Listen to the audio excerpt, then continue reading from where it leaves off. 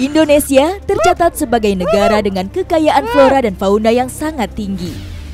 Namun, seiring berkembangnya peradaban manusia, tak jarang pertemuan dengan satwa liar berujung konflik yang saling merugikan. Wow, hati-hati! Wow! Tak hanya menjelajah alam, petualangan saya kadang diwarnai misi penyelamatan aneka satwa. Kita pelan-pelan tangkap. Apalagi kalau bukan untuk menjaga kelestariannya.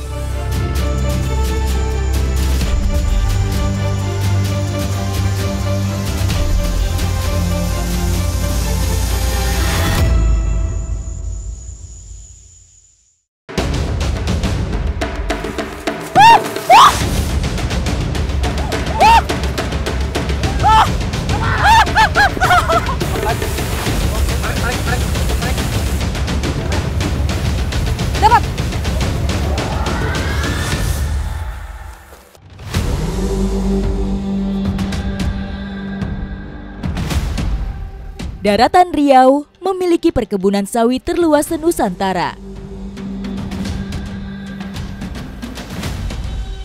188.000 hektar diantaranya terhampar di Kabupaten Pelalawan.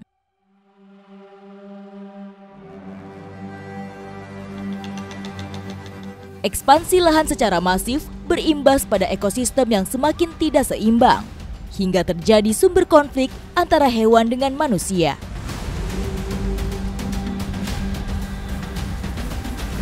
Desa Dondangan ini wilayahnya berdekatan dengan kebun sawit, makanya nggak heran di sekitarnya itu masih banyak hewan-hewan buas. Nah sekarang ini saya mau rescue ular, karena barusan ada warga yang melihat ular. Ada ke sana, Pak? Ke sana. Karena memang ini pas banget berdekatan dengan kandang kambing. Ular itu ngincar kambing yang ada di dalam. Ketika ketahuan dia mulai lari dan mengikuti arus air. Berarti ini kita mulai rescue-nya ke arah sana? Iya, kita harus ngikutin aliran airnya. Oke. Bukan tidak mungkin, binatang melata yang kami cari memilih air untuk kabur. Kalau menurut laporan tadi dia ngincer kambing, berarti ularnya itu sangat besar. Dan Bang Amar tadi bilang, kalau habis hujan kayak gini, sarangnya itu tergenang oleh air, justru malah banyak ular yang keluar. Makanya semua momennya serba pas. Selain gesit, di dalam air tubuh ular juga cukup samar, sehingga butuh kejelian mata untuk menemukannya.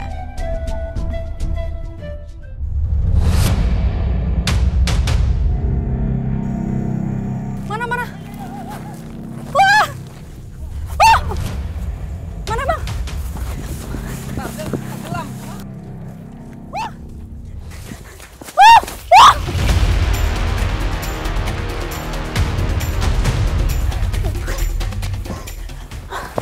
Kebetulan ini memang jalannya licin sekali. Kabur lagi ya, Bang? Kabur. Oke. Cepat banget larinya. Iya.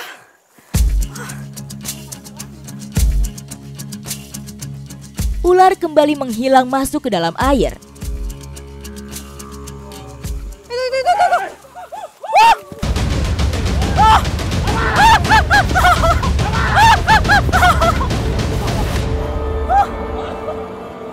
Nyerang, ularnya nyerang. Ya. Wow, besar! Nah ini udah muncul ularnya, tapi ini lagi agresif-agresifnya. Ukurannya sangat besar sekali, makanya banyak orang yang harus handle.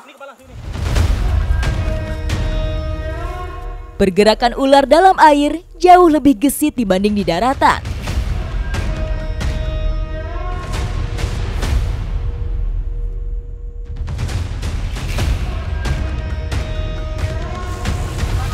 Wow!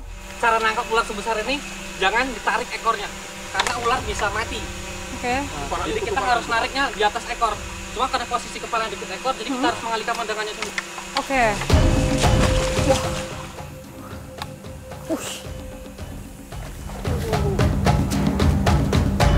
Ular segera kami tarik ke darat, dengan harapan pergerakannya akan lebih lambat dan mudah ditangkap.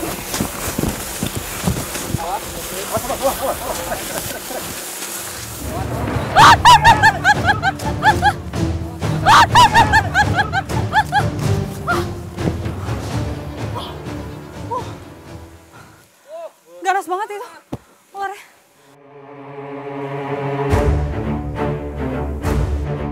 Menghadapi ular sebesar ini tidak dapat hanya mengandalkan alat tangkap hook.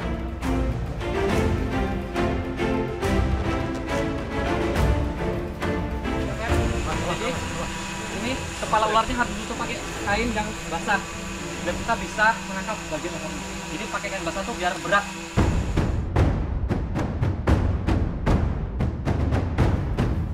Kain basah dapat mengaburkan indera pendeteksi panas pada ular. Pergerakannya menjadi tidak terlalu agresif.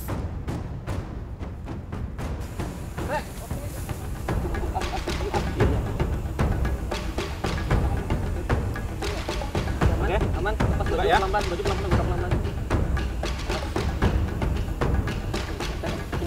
Oke, tekan badannya. Tekan. Wow, bareng bang. Semangat. Tunggu badannya tekan. Bareng bang, nggak kuat.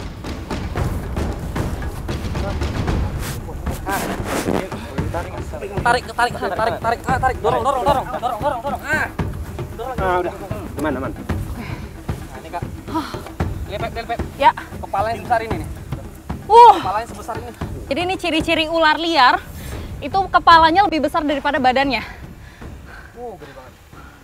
Aduh. Karena ular di alam liar dia memakan mangsa yang ukurannya itu lebih besar dari badannya. Jadi ukuran kepala pasti akan lebih besar. Piton ini diperkirakan memiliki usia puluhan tahun.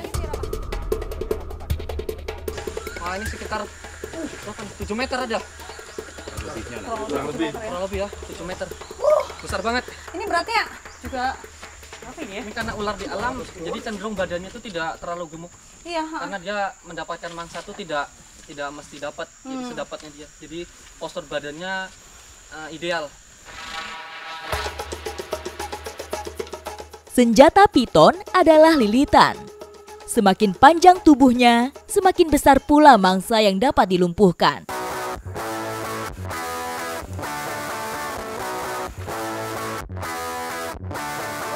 Langsung masuk.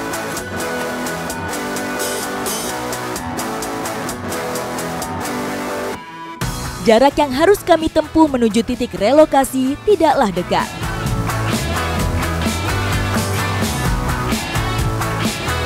Kami harus mencari tempat yang jauh dari pemukiman, sehingga aman bagi manusia dan ular itu sendiri.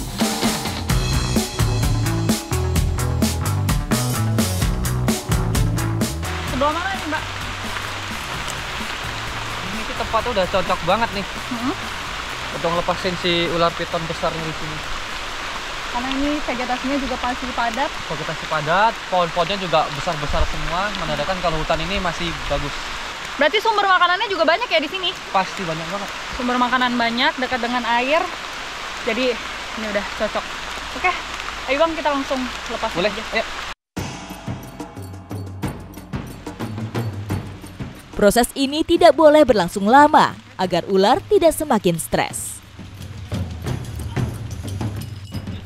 Di atas turunkan. Terus, oke, terus. Terus.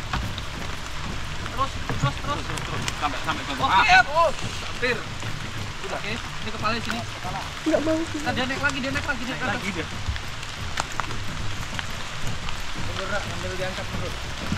Nah, terus pelan-pelan. Pelan, awas. Oke. Kepalanya ke sana. Oke, langsung mundur. Oke, mantap.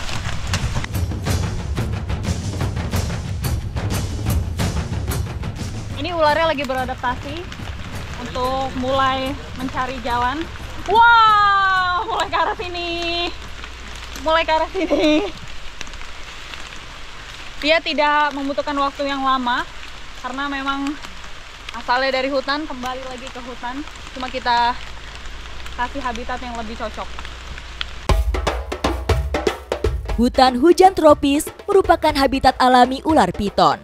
Pepohonan yang rapat menyediakan tempat persembunyian bagi ular.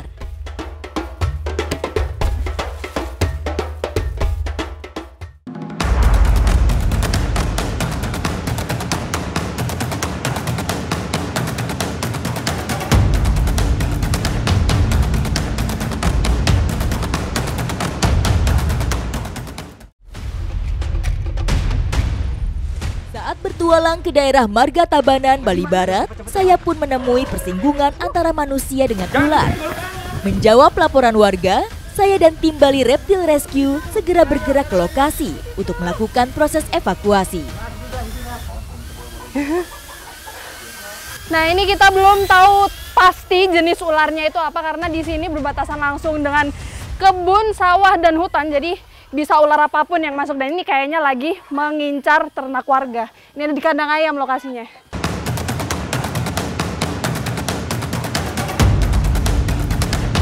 Wow, ini. Sampai di lokasi, kami menemukan kandang ayam dan tumpukan barang-barang tidak terpakai. Menurut laporan warga, di sanalah mereka menemukan hewan melata tersebut. Hati-hati, Kang. Aman, kita bawa keluar. Oh, dia dikit, guys. Wow, ini lumayan kecil juga ukurannya ya? Ini udah dewasa ini ya. Oh, udah Ya. punya koros segini Iya. ya? Ini bisa nyampe 1 meter ataupun di atasnya ini. Ular koros bertubuh ramping, kepala kecil, dan pola warna legam yang membantunya menyamar di lingkungan yang gelap. Nah, meskipun ular ini kecil ukurannya, tapi ini terkenal dengan kesitnya. Jadi ini pergerakannya cepet banget. Tapi nggak berbisa, ini aman ya? Ya, aman ini. Cuman dia juga agak agresif nih. Agak sedikit gatel ini kalau kena gigit ular ini. Jadi ketika merescue ular, belum tentu kita cuma dapat 1 ular kemudian pergi gitu. Kita harus memastikan dulu di tempat ini nggak ada ular lagi, karena takutnya ada lagi yang bisa jadi lebih berbahaya juga ya. Sini ada pergerakan di bawah. Benar saja, kami menemukan ular king cobra. Wow, King Cobra Ed. King Cobra. Dikenal sebagai ular predator, sepertinya ular raja ini sedang mengintai ular tikus. Nah, ini karena ularnya ternyata king cobra dan ini mengerikan sekali. Iya. Makanya ini harus Oke, tahan ya. Oke, Bli bisa pindah ke sini, Bli. Atau bisa tarik situ. hati-hati Bli. Besar banget, ay. Ya, boleh mundur, Jen. Mundur, Jen. Ya. Wih. Hati-hati. Woi.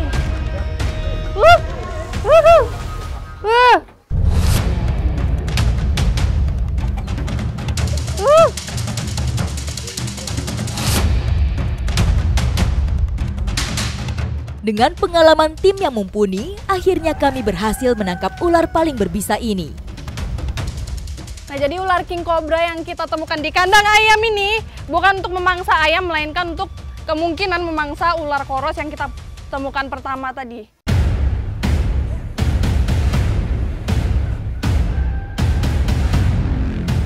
Ular king cobra adalah salah satu jenis ular berbisa terpanjang dan paling berbahaya di dunia.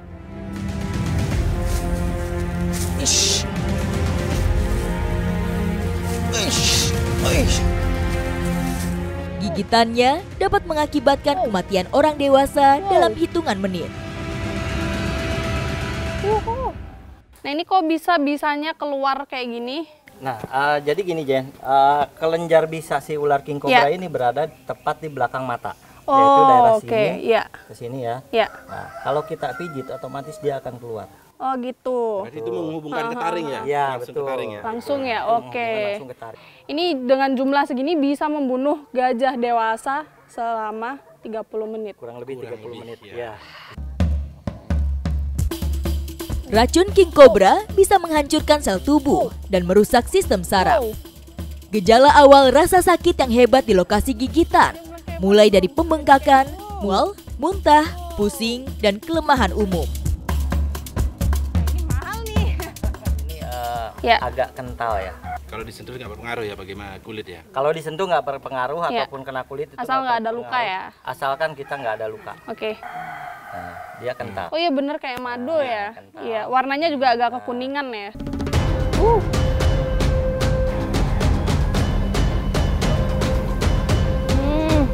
Bali dan Sulawesi merupakan pulau paling timur yang menjadi habitat penyebaran ular king cobra di Indonesia.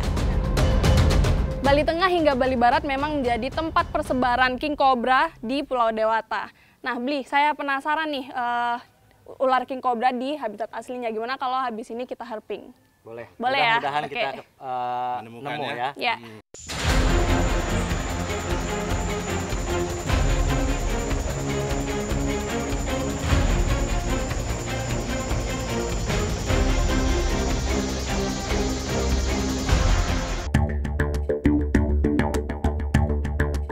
Ular king cobra dapat hidup di dataran rendah hingga ketinggian 1.800 meter di atas permukaan laut. Dengan herping, saya mencoba melihat perilaku sang raja ular ini di habitat aslinya. Ya, sejatinya herping adalah kegiatan pencarian dan pengamatan reptil dan amfibi di habitat alaminya. Di sebelah sana kalau nggak salah ada aliran Sungai, air, ya, oke. Sungai kecil. Heeh. Terus ada pohon bambu-bambunya. Biasanya Oke. di situ habitatnya. Oke, oke. Ini juga belum tentu juga ya kita dapat ularnya ya.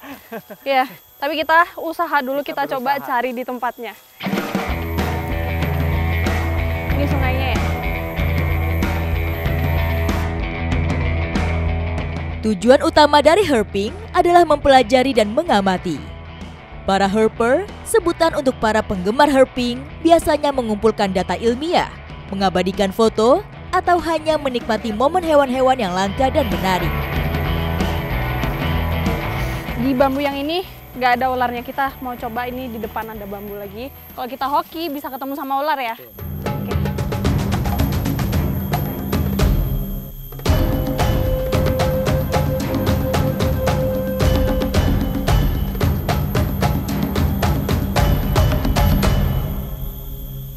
Nah, ini kita bisa lihat ular king cobra-nya itu lagi makan.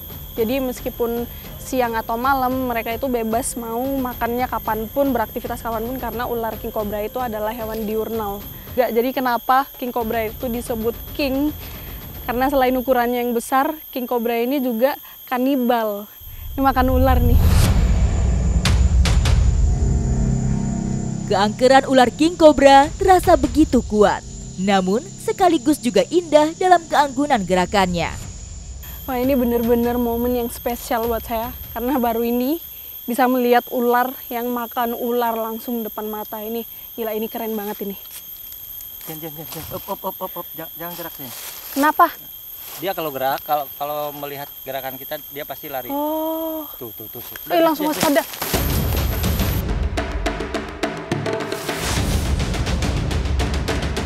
King cobra memiliki kepekaan yang luar biasa terhadap gerakan di sekitarnya.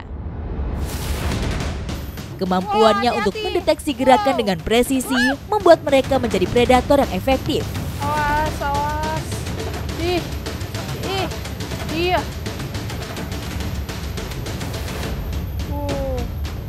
Nah, ini bisa dilihat ukuran ularnya itu besar sekali. Ini panjangnya bisa lebih dari 3 meter ini. Dan ini bisa dilihat juga ularnya itu lagi marah karena tudungnya lagi dilebarin nih. Dia berusaha terlihat lebih besar untuk menakut-nakuti predatornya kayak ini.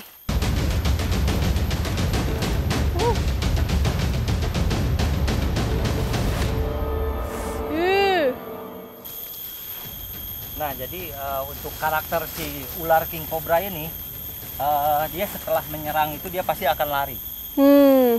Karena ular ini cenderung pemalu sebenarnya. Sifatnya lebih ke pemalu ya. Betul. Oke. Ketika merasa terancam, selain melebarkan tudungnya, ular ini akan berdiri tegak mencapai sepertiga panjang tubuhnya. Jadi ular king cobra ini dia lebih respon ke gerakan. Kalau kita tidak ada pergerakan, dia lebih memilih untuk melarikan diri.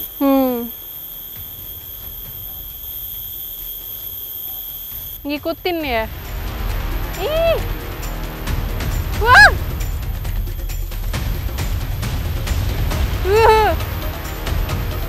Jadi yang kenapa ular-ular yang buat nari itu kebanyakan king cobra ya? Tuh, king cobra ataupun spitting cobra.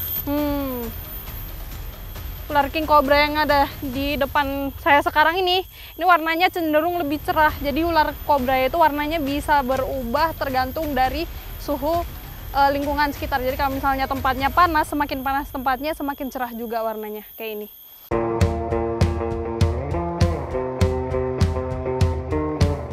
Setelah menyelesaikan pengamatan, penting untuk meninggalkan ular di habitatnya tanpa mengganggu atau merusak lingkungan. Karena keberadaan reptil di alam liar merupakan bagian penting dari keberagaman hayati yang harus dijaga dan dihormati.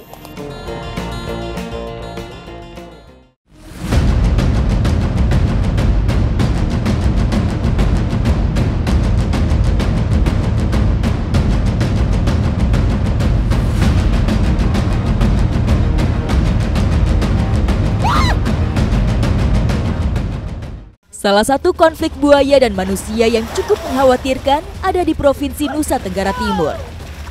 BBKSDA NTT mencatat, sebanyak 60 kasus konflik manusia dengan buaya terjadi sejak tahun 2019 hingga 2025. Akibatnya, 31 orang meninggal dunia. Sebagai upaya mitigasi, Balai Konservasi Sumber Daya Alam Nusa Tenggara Timur rutin melakukan operasi penangkapan di wilayah yang rawan konflik dengan buaya. Sekarang saya bersama unit penanganan satwa BBKSDA NTT. Sekarang kita mau langsung menuju ke lokasi. Tingginya intensitas hujan saat cuaca ekstrim membuat sungai Noemuke rentan terhadap banjir. Buaya yang terbawa arus sering terjebak di genangan air kecil saat air mulai surut. Nah, ini kita sudah sampai di lokasinya, tepatnya di Kecamatan Amanuban Selatan. Memang sudah ada 3 titik yang dipasang perangkap buaya. Nah, ini saya mau mengecek salah satunya. Nah, itu di titik yang ketiga. Kita mendapatkan targetnya. Ayo, Pak! Kabur-kabur lagi. Nah, itu dia. Buayanya sudah terperangkap. Dari ketiga jerat yang dipasang, hanya satu yang berhasil membuktikan efektivitasnya.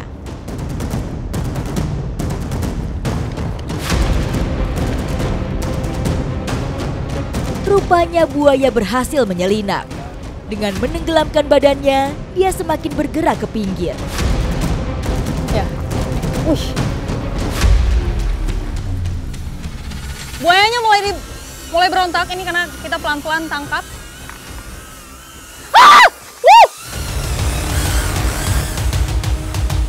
Berat.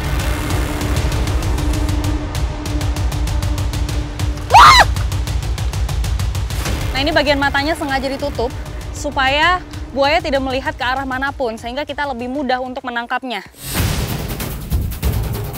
Buaya sangat mengandalkan penglihatannya untuk mendeteksi pergerakan sekitar. Ketika matanya ditutup, mereka kehilangan kemampuan untuk melihat ancaman atau mangsa di sekitarnya. Rahasia kekuatan gigitan buaya terletak di rahangnya, yang digadang-gadang 3 kali lebih kuat dari gigitan singa. Nah, kalau sudah seperti ini, udah posisi buaya diduduki, kita akan melepas tali-talinya, lalu dikunci mulutnya menggunakan lakban ini.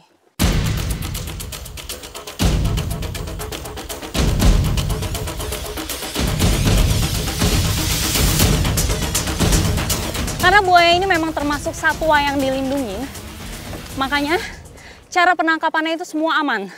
Tidak boleh sampai buayanya itu mati atau melukai buaya. Reptil ini berperan penting dalam ekosistem sebagai predator puncak dan membantu menjaga keseimbangan populasi hewan lain. Nah, ini akhirnya buayanya sudah tertangkap, sudah diamankan juga. Dan habis ini buayanya akan langsung dibawa ke tempat penampungan satwa sementara di BBKSDA NTT. Memang banyak pesan juga untuk masyarakat ya untuk tetap berhati-hati di wilayah yang rawan konflik buaya.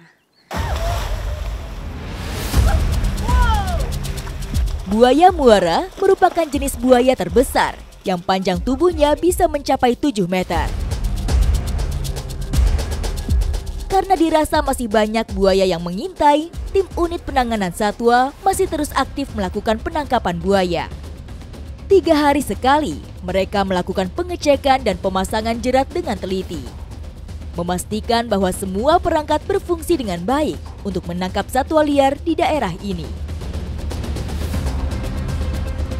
Dalam proses evakuasi satwa seperti buaya memang membutuhkan cara-cara yang bisa dibilang aman. Cara kerjanya itu nanti ketika ada buaya yang lewat, masuk untuk memakan umpan yang kita sediakan ini. Jadi ketika dia makan otomatis dia akan bergerak dan ini akan mengunci dengan sendirinya. Nah,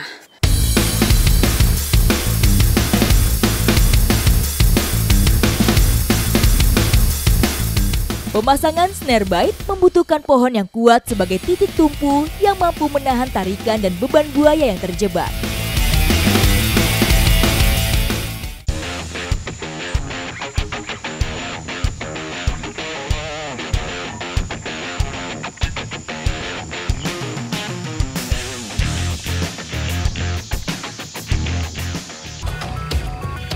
Sebagai negeri tropis yang terbelah garis lintang khatulistiwa, beragam satwa hidup dan menjadi endemik di negeri ini. Namun beberapa di antaranya justru mulai menghadapi ancaman kepunahan karena perburuan liar maupun pergeseran fungsi habitat alami mereka. Perjalanan kali ini, saya akan bergabung dengan tim International Animal Rescue untuk melepaskan salah satunya. Selamat siang dari Gunung Sawah. Petualangan saya kali ini bukan sekedar mau menikmati pemandangan aja, tapi saya punya misi, yaitu untuk merilis kukang kembali ke alam bebas. Jadi sekarang kita harus mendaki dulu sampai ke ketinggian 800 meter. Kawasan Suaka Marga Satwa seluas 5.400 hektar ini masih memiliki kondisi hutan yang lestari dan jauh dari eksploitasi manusia. Proses pelepas liaran satwa tak bisa sembarangan. Sebelum melakukan pelepasan hewan, tim konservasi biasanya melakukan pengecekan lokasi secara berkala untuk menilai sebuah area cocok atau tidak sebagai habitat baru bagi si hewan liar.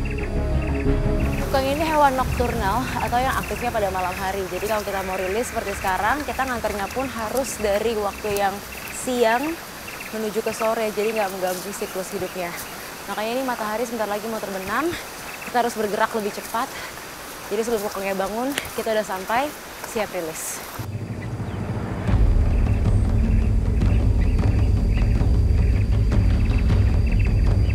Tak hanya menjadi habitat kukang, Gunung Sawal juga masih menjadi habitat macan tutul.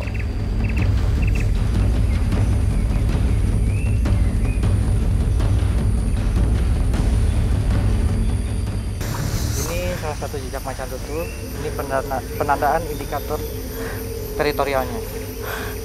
Sini. Jadi di Gunung Sawal ini memang populasi macan tutulnya masih banyak banget. Dan jalur yang macan lewatin setiap harinya itu sama kayak jalur manusia. Nah ini tandanya ada cakaran di batang sama cakaran di tanah. Setelah berjalan hampir 3 jam, saya pun sampai ke kandang habituasi kukang. Kita sudah sampai di tempat kita akan merilis kukangnya, tapi ternyata nggak langsung dilepas ke alam liar ya. Kita taruh dulu di kandang habituasi. Tak hanya dilepaskan begitu saja, kukang masih terus dipantau dengan alat kecil yang disebut kolar. Kolar berfungsi memantau sejauh mana seekor kukang sudah berani mampu menjelajahi sebuah habitat baru setelah dilepas liarkan. Kukang pertama audit udah kita rilis. Jadi dipancing pakai bambu, nanti dia jalan masuk ke kandang habituasi. Nah di situ mulai deh dia ngerambat dari satu ranting ke ranting yang lain, belajar mengadaptasi, belajar menyesuaikan diri sama tempat tinggal barunya. Di dunia hanya ada 5 jenis kukang. 3 di antaranya ada di Indonesia, tersebar di Pulau Sumatera, Kalimantan, dan Jawa. Kukang Jawa masuk dalam status kritis. Di alam, kukang memiliki peran penting sebagai penyebar benih-benih. Ini kukang kedua yang mau kita rilis, si Starmon, lebih agresif dibanding yang pertama. Jadi meskipun bentuknya lucu, gemas, tapi nanganinnya harus hati-hati dan yang pasti harus ahli. Kukang atau Nycticebus kokang sp dikenal sebagai slow loris atau gerakannya yang lambat dalam beraktivitas. Hewan nokturnal ini mampu menjelajah hutan hingga 8 km saat mencari makan di malam hari. Tadi kita udah pasang radio collar di salah satu leher kukangnya. Nah, ini adalah alat yang bisa mengecek keberadaan kukangnya. Semakin nyaring bunyinya, berarti kukangnya semakin dekat. Tuh.